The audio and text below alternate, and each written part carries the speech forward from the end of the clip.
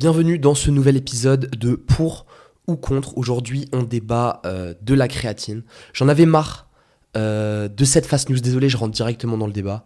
Mais j'en avais marre de cette fast news qu'on retrouve sur les réseaux sociaux. Vous savez, on scrolle toute la journée, on a des infos. Plusieurs fois, j'ai eu des discussions avec mes potes, mes amis, sur des sujets qu'ils avaient soi-disant entendus sur les réseaux, mais au final, jamais on a une véritable connaissance en profondeur du sujet. Et c'est pourquoi aujourd'hui, je voulais vraiment vous proposer un format qui va explorer en long et en large des sujets sur la musculation, le développement personnel, des sujets de santé, comment aller mieux, comment se sentir mieux dans votre vie, mais en allant un peu plus profondément dans le sujet. Sachez bien que les vidéos YouTube sont bien plus positives et moins néfastes que le contenu extrêmement rapide qu'on retrouve sur les réseaux sociaux. Si vous pouvez tenter de regarder plus régulièrement du contenu sur YouTube, c'est bien mieux pour votre cerveau. Vous avez moins cette dopamine facile qu'on retrouve sur les réseaux sociaux. Donc, c'est pour ça que j'avais décidé de lancer ce format avec justement cette idée de vous apporter une nouvelle approche un peu plus précise, un peu plus... comment dire, un peu plus... vous savez, on va dans le vif du sujet sans évidemment vous faire écouter un podcast de 2 heures qui au final ne va pas véritablement vous servir parce que vous, ce que vous voulez, c'est des résultats. Vous voulez quelque chose qui est quand même relativement court, qui va pouvoir être applicable directement. Alors c'est ce qu'on va faire aujourd'hui.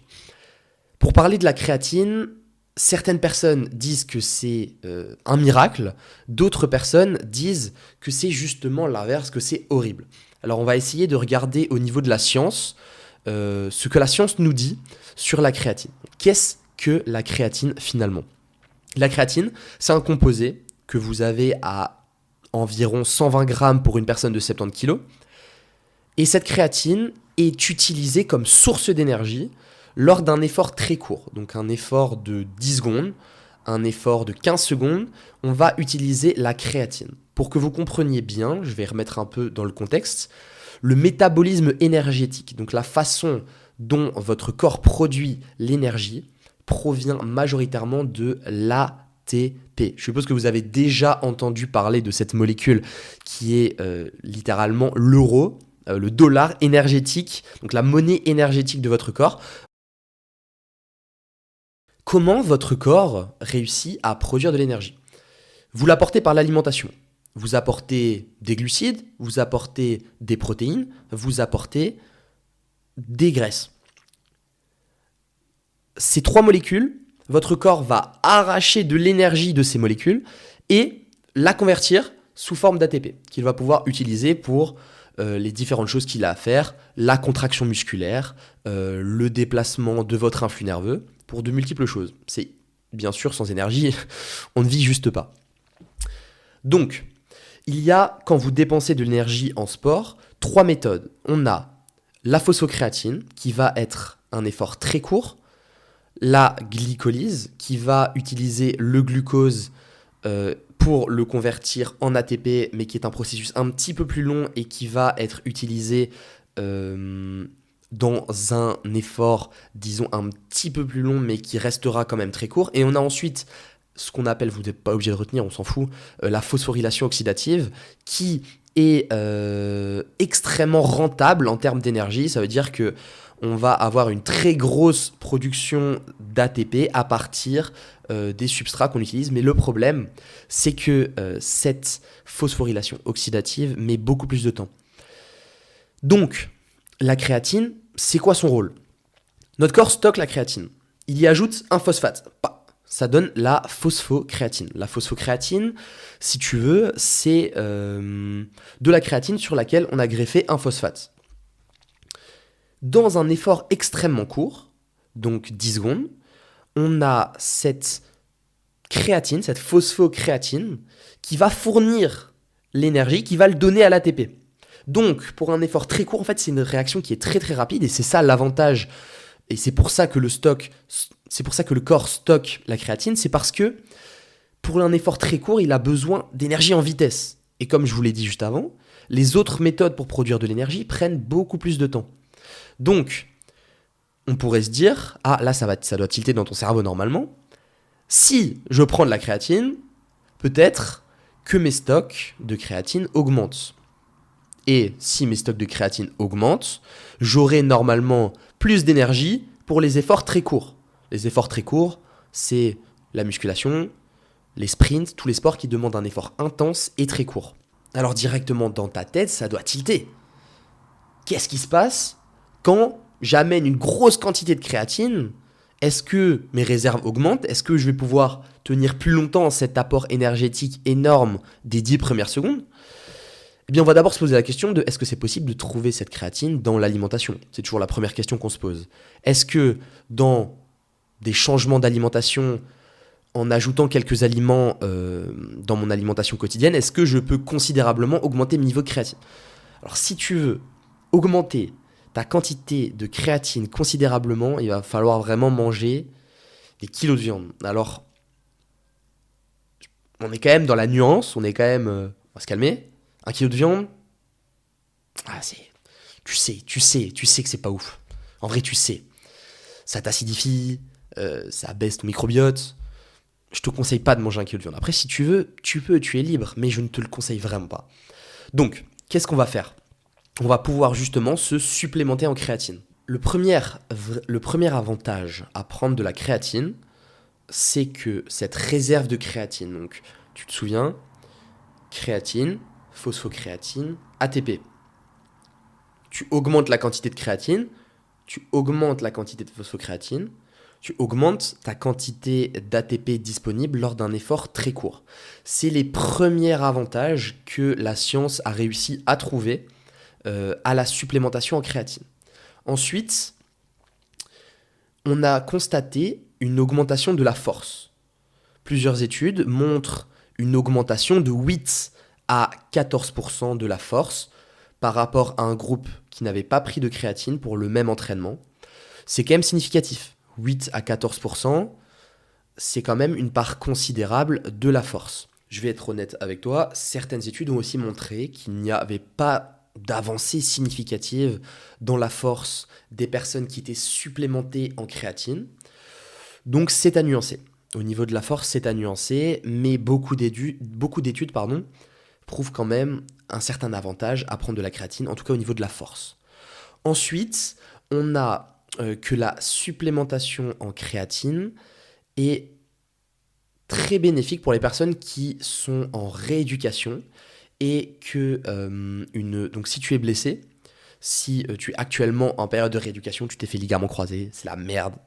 Si tu veux augmenter tes chances de récupération plus rapides, tu peux prendre de la créatine parce que la science a bien prouvé que la supplémentation en créatine pouvait accélérer le processus de guérison. Ensuite, il y a un autre avantage à prendre de la créatine, qui n'est pas nécessairement du domaine du sport, mais qui est toujours intéressant à prendre en compte, c'est que les fonctions cognitives et neurologiques, donc ton cerveau, la façon dont tu réfléchis, ta mémoire, étaient stimulées par la prise de créatine. C'est intéressant à soulever. C'est quelque chose peut-être qui t'intéresse pas du tout, peut-être qui t'intéresse, peut-être que tu es aux études, peut-être que tu as envie de stimuler ta mémoire, d'être... Peut-être, je sais pas. C'est toujours à prendre. Pourquoi ne pas essayer de optimiser sa vie en vrai? Pourquoi pas? Et ensuite, la dernière chose qui, à mon avis, t'intéressera certainement si tu es sur cette vidéo, c'est que la créatine, combinée à un entraînement de résistance, augmente l'hypertrophie musculaire. L'hypertrophie musculaire, on en parle beaucoup en ce moment sur les réseaux, si tu as un peu un fil d'actualité qui est orienté musculation. L'hypertrophie musculaire, c'est la façon dont tes muscles vont grossir. Donc c'est intéressant de prendre de la créatine pour l'hypertrophie musculaire. Alors, tu vas te supplémenter en créatine, imaginons. Lors des premières semaines, tu vas constater une augmentation de volume de ton corps. C'est pas du muscle. Ça va pas aussi vite. L'évolution est un processus qui prend du temps. Faut pas vouloir aller trop vite. C'est justement ça qui est beau, c'est que le fait que tu doives répéter effort après effort rend la chose encore plus belle. Imagine, tu l'aurais directement, ça perd absolument toute sa valeur. C'est pour ça qu'on dit que l'argent ne fait pas le bonheur, c'est parce que les personnes qui ont de l'argent ont tout de suite, Et du coup, il n'y a plus le bonheur. Bref, c'est une petite parenthèse. Excuse-moi, je dévie de mon sujet. Disons donc que l'hypertrophie musculaire est augmentée par la créatine. Ok, ça c'est un fait. On a cependant l'augmentation juste après la prise de créatine du volume de ton corps. Pourquoi ? Parce qu'en fait, la créatine augmente la rétention d'eau. Ça veut dire que tu vas paraître énorme. Énorme. Mais ça va pas être du muscle. Tu vas arrêter. Donc, on se calme. Hein, on se calme. Maintenant, passons au problème potentiel. Parce que ça aussi, on entend mille et une choses. Perte de cheveux, perte de fonction rénale. La créatine, pour l'instant, n'a pas causé, en tout cas dans les études que nous avons, n'a pas causé de problème au niveau de la fonction rénale. On a certaines personnes, certains cas isolés, où les doses n'ont pas été respectées, où il y avait des problèmes génétiques, où la créatine a justement causé ces problèmes rénaux, donc au niveau du rein. Pourquoi il y a tant de confusion justement au niveau de la créatine et de la fonction rénale ? C'est parce qu'en fait, la créatine, si tu en consommes plus, tu vas avoir une augmentation de la créatinine. Le problème, c'est que la créatinine, c'est un taux qui est souvent utilisé pour mesurer ta fonction rénale, mais il semblerait, selon les études que j'ai lues et la façon dont je me suis documenté avant de faire cette vidéo, c'est que justement, en fait, l'augmentation de cette créatinine n'est pas nécessairement corrélée, donc liée au fait que ta fonction rénale diminue, mais juste au fait que comme tu consommes plus de créatine, et que le produit de la dégradation, donc la façon dont tu vas casser la créatine quand tu vas faire du sport, va augmenter, parce que tu as plus de réserves, donc ça va augmenter. Et donc cette augmentation de la créatinine serait liée au fait que tu consommes juste plus de créatine. Ensuite, est-ce que la créatine fait perdre les cheveux ? J'ai peur. Parce que personnellement, je me suis supplémenté en créatine. J'ai pas vu d'évolution significative de ma calvitie. Bon, pour l'instant, ça va, j'essaye de cacher ça. Petite technique, hein, faut juste laisser pousser les cheveux. Après, à un moment, ça marche plus, mais actuellement, ça marche. Je tente. Soyez indulgents, s'il vous plaît. Mais, du coup, est-ce que la créatine fait perdre les cheveux ? Non. En tout cas, on n'a pas de preuve actuellement.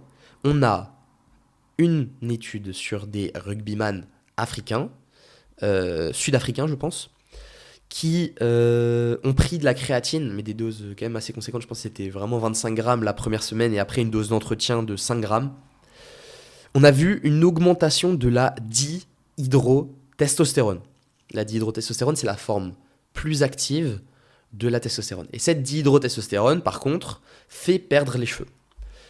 Alors, il y a quelque chose à préciser, c'est que la créatine, si tu n'as pas de prédisposition génétique, ne va pas te faire perdre les cheveux si tu ne devais pas les perdre. Par contre, elle peut possiblement, si et seulement si tu as les prédispositions génétiques à perdre tes cheveux, elle peut potentiellement te faire perdre les cheveux un petit peu plus vite. On ne sait pas, il n'y a pas de réponse. Donc bon, si tu as vraiment peur d'avoir la calvasse, c'est un peu complexe, hein.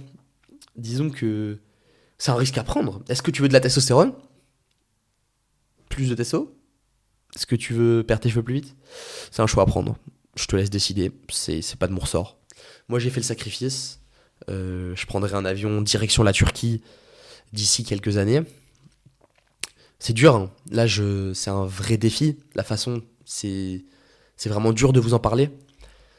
Non, je rigole. C'est pas grave, j'irai en Turquie. Je me console là-dessus. Mais bref, on va venir... Je m'égare, je suis navré. On va revenir au sujet principal, qui est quand même la créatine. Donc la créatine, non, ne fait possiblement pas...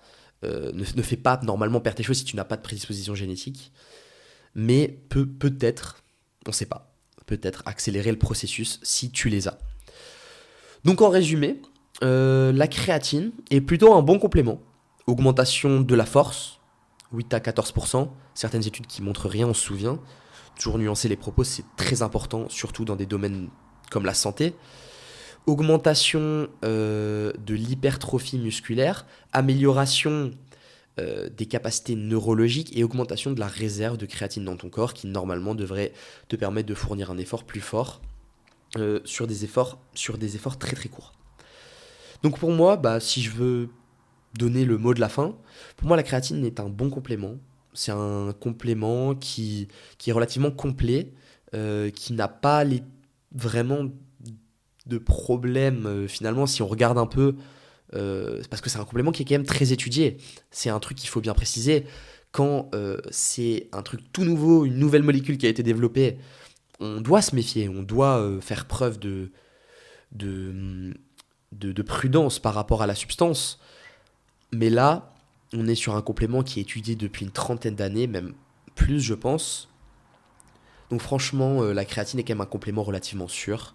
Ça se saurait actuellement si la fonction rénale, parce que c'est le sujet principal, était vraiment affectée par la prise de créatine. Donc pour le mot de la fin, je l'ai déjà dit, je suis désolé, je m'égare. On a augmentation de l'hypertrophie musculaire, ce qui est certainement intéressant dans ton cas. On a augmentation des capacités neurologiques, augmentation de ta réserve de créatine dans ton corps. Et on a ensuite perte des cheveux. Super triste. Je dois faire un choix, moi. Je dois faire un choix. J'y réfléchirai, je reviendrai vers vous plus tard. Parce que c'est quelque chose qui me touche vraiment fort actuellement. Non mais bref. Si tu veux prendre la créatine, franchement, je te le conseille. Parce que franchement, c'est un complément qui est extrêmement efficace. Et en plus, en vrai, le fait que ça te fasse prendre du volume pendant les premières semaines de prise, en vrai, c'est cool, non? Enfin, je sais pas, c'est quoi tes objectifs, hein? Mais si ton objectif, c'est l'hypertrophie musculaire, en vrai, on s'en fout que ça soit de l'eau, tu vois. À la limite, non.